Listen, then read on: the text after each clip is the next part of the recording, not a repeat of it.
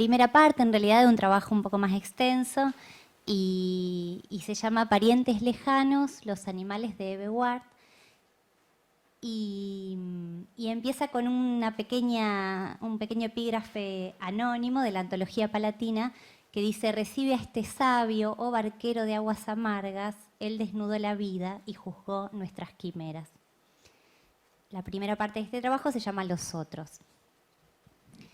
En el prólogo lúcido y amoroso que Eduardo Muslip escribió para los cuentos completos de Eve, fechado poco después de la muerte de su maestra y amiga, hay una observación que creo caracteriza con precisión su poética e incluso su concepción de la literatura, si es que una pretensión así podría ajustarse a un ideario tan poco ampuloso como el suyo. Dice Eduardo: la escritura de Eve brilla porque en cada línea está presente el otro, el que uno fue, lo que otros son o fueron. Y observa enseguida la ausencia en la obra de escritos estrictamente autobiográficos como memorias o diarios personales. Es cierto que hay una voz afinada y constante, la voz de la Eve narradora, que está presente desde los primeros cuentos y que uno reconoce en ella una manera singular y coherente de mirar el mundo y de estar en él. También lo es que esa figura es indisociable de la austera imagen de escritor que se puede reconstruir a partir de la lectura de entrevistas o semblanzas periodísticas de la escritora. Y también, por último, que sus ficciones están llenas de referencias a su propia trayectoria vital. La vida rural primero, la experiencia solitaria en la ciudad después. Sin embargo, lo autobiográfico es fuertemente resistido en su escritura. No se registra ningún interés por desenmarañar los hilos del yo, ni por delinear sus contornos. Por el contrario, lo que se percibe tanto en las ficciones como en las figuraciones de autor es un asordinamiento de la vida personal, que se cuenta como mínima rutina armoniosa. Cuidar las plantas, preparar y dar clases, hacer algún trámite, estar con amigos, ver televisión. Esa sobriedad juega en favor de la experiencia de los otros, realidad opaca y fascinante a partir de la cual la narradora especula, imagina, fantasea posibilidades de vida que sobre todo no son la suya. El género de la crónica, al que Ward se abocó en los últimos años de su vida, calza como un guante en esta modalidad. Muslip observa que en ella se construye una primera persona que funciona como marco para la presentación de las voces e imágenes de otros. Y agrega: esta primera persona que construía se conectaba con su rechazo de las formas de endiosamiento de la figura del escritor. Justamente porque el esplendor de la escritura de Ward no proviene de los hallazgos que la atención a sí misma podría prodigarle, sino de un trabajo de observación curiosa y detallista de los otros. Las elucubraciones que generan tienen un efecto transformador de la realidad, hacen mundo. ¿Qué hacen? ¿Qué dicen? Y sobre todo, ¿cómo dicen los otros? ¿Qué cosas y qué realidades ambicionan? ¿Cómo miran y cómo se ven a sí mismos? ¿Por qué sufren o se alegran? ¿Qué es lo que aman y lo que detestan? La narradora pregunta y contesta, apunta observaciones, detalla hechos. Después de esas descripciones, casi siempre provistas de humor melancólico y sutil ironía, suele advenir la reflexión, un despunte del pensamiento que se abre, por ejemplo, con un «y yo pienso que», y que es casi siempre una tentativa de abstracción, de conceptualización del observado que responde al deseo de circunscribir un objeto de interés. Interés, que es un motor vital irreemplazable y autopoético. Interesarse por otro, vivir para contarlo, escribirlo para realimentar el interés, y así. Tanto es así que en ocasiones el más mínimo asomo de indiferencia enciende una luz de alarma. En el relato diario de viaje que integra el libro Del cielo a casa, la narradora advierte: yo pensé, a mí me tendría que interesar el boliche de Toto. ¿No me estaré desinteresando por todo? Pero el desinterés es apenas eso, una baja esporádica de la conexión con los otros que la interroga sobre su estado anímico y que rápidamente es despejada por una acción concreta, irse a hacer otra pregunta, cambiar de interlocutor.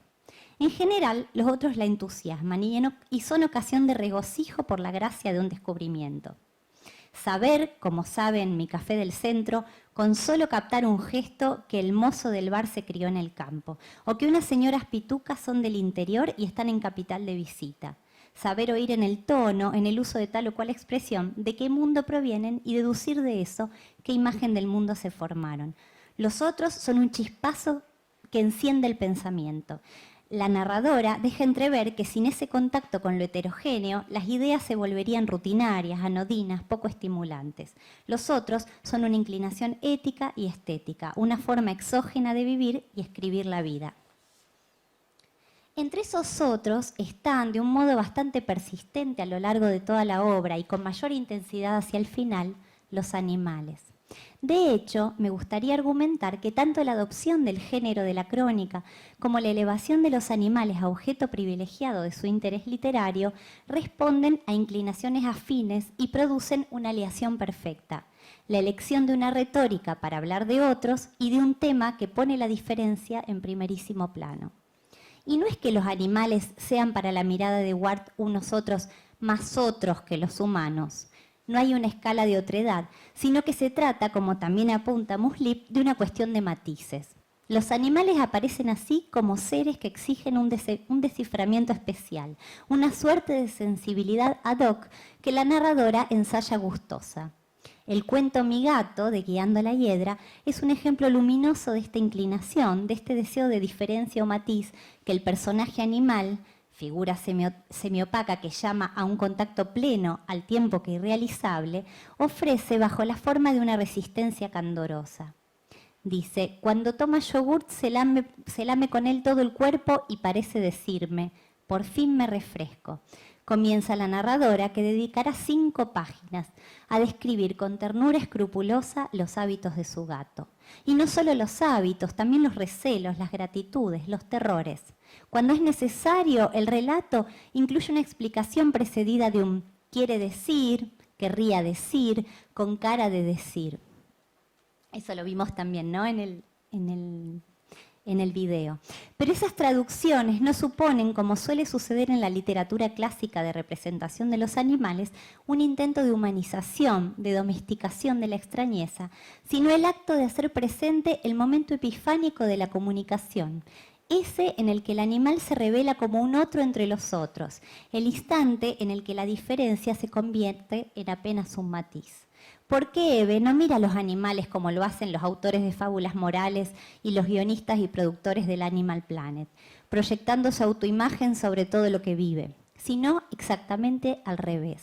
Ensaya una sensibilidad animalizada, cándida y astuta a la vez, para producir distintas aproximaciones y testear sus inesperados efectos.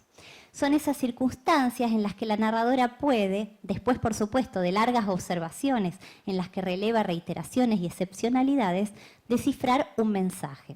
Este procedimiento ciertamente no se diferencia en nada del que utiliza cuando su mirada hace foco en animales humanos. En la crónica a la que nos referimos hace un momento, Mi café del centro, por ejemplo, examina un grupo de mujeres que a riesga están de visita en Buenos Aires. Perciben ellas, la cito, una cierta cautela en los modales, un brillo de curiosidad en los ojos, que no es solo curiosidad, sino la vivencia de que este es un mundo amable. Fin de la cita.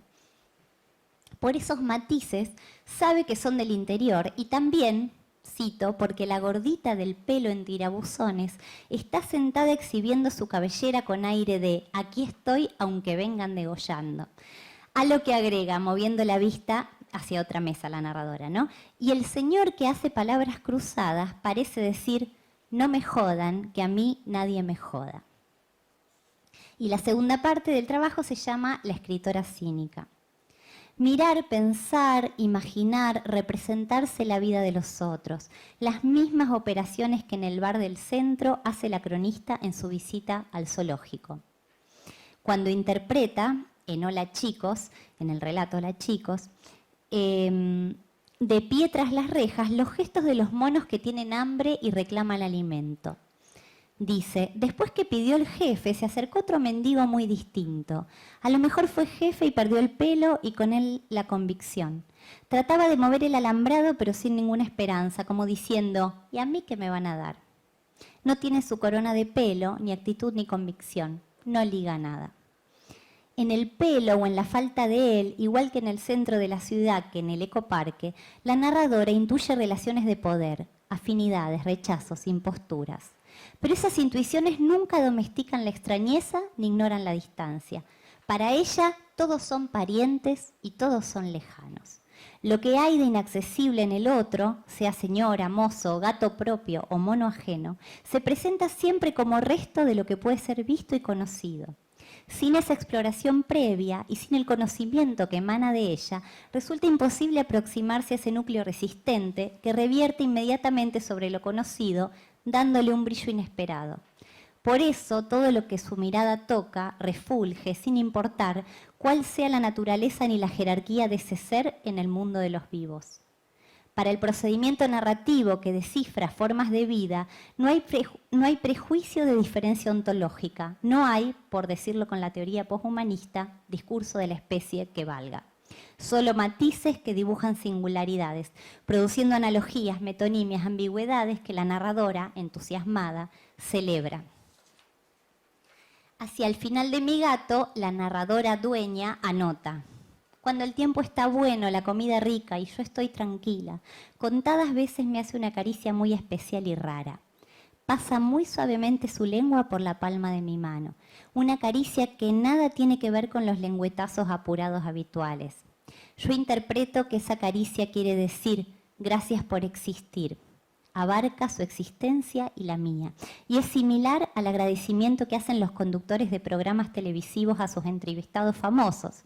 Pero también quiere decir, esta casa es un cosmos. La intuición de la unidad del cosmos que Schopenhauer atribuye al santo y al genio, quienes han vencido las estratagemas de la razón, él la tiene sin ninguna necesidad de ascetismo ni de vencerse a sí mismo. La única diferencia está en que si se le presentara un pajarito, abandonaría su intuición cósmica y ese estado de beatitud para hacerlo pelota, desplumándolo en 2 minutos. Ya en esos cuentos de finales de los años 90 se puede leer una valoración de la sabiduría animal que evoca el pensamiento de los antiguos filósofos cínicos. Fundamentalmente la idea de que en los comportamientos de los animales se cifra un modelo de simplicidad que puede ser traducido como forma de felicidad, de deleite de uno mismo. Los animales no tienen posesiones materiales, no sufren de ningún mal, saben saciar sus necesidades, carecen de pasiones inútiles. Si la filosofía, tal como fue concebida y practicada en la Grecia y la Roma antiguas, se propone alcanzar una ética para vivir mejor, si su tarea es mostrar modos de obrar y técnicas de existencia, si lo que está en juego, en fin, es la vida misma y las diversas formas de sabiduría proponen técnicas para llevarla a buen puerto con la mayor alegría y el mínimo de penas posibles, entonces la observación de los animales cobra una importancia superlativa. Animales, el último libro que Ward publicó antes de morir, se acerca más que ninguno de sus escritos anteriores a esos preceptos de los filósofos llamados perros. Condensa, al modo de un decálogo de experiencias, un largo recorrido en la observación y exégesis de esos parientes lejanos a los que consagra una atención exclusiva, reflexiva y desprejuiciada. El volumen es además, desde el punto de vista del género, una verdadera rara avis. A primera vista se podría decir que se trata de crónicas unidas por un hilo temático, pero eso no es exacto. Hay muchos elementos y rasgos que las hibridizan y ensanchan sus límites. Análisis de usos y costumbres, rescate de leyendas, reescrituras de bestiarios contemporáneos, de modo evidente en algunos pasajes el de Juan José Arreola, compendio de sabiduría popular y de divulgación científica. Los textos reunidos en el volumen giran en torno de las equívocas relaciones entre hombres y animales, amos y mascotas, etólogos y especímenes, exploradores y bestias salvajes, y también, por supuesto, de las propias vivencias de la cronista. Porque hay en estos escritos una pulsión etnográfica. Como en otras circunstancias, por ejemplo en los viajes, hay un fuerte deseo de entender qué es lo que exactamente está pasando ahí y explicarse, al menos de modo provisorio, ese universo a través de una reflexión que aspira a intervenir en la discusión en torno de tal o cual cosa pública. La vocación de encuentro con la extrañeza animal propicia, además de la experimentación con la mezcla de registros y de fuentes, una serie de elucubraciones sobre el arte de vivir. Ciertamente, los textos reunidos en Animales ensayan una forma discreta y poco afectada de filosofía, una forma artística, circunstancial al tiempo que intempestiva. No estamos lejos, como decíamos, del arte antiguo de la sabiduría. Anota Michel Onfray en su hermoso ensayo sobre los filósofos cínicos. Allí donde pasan todos, entre un mercado improvisado y un nicho votivo, el filósofo habla y entrega su palabra al público.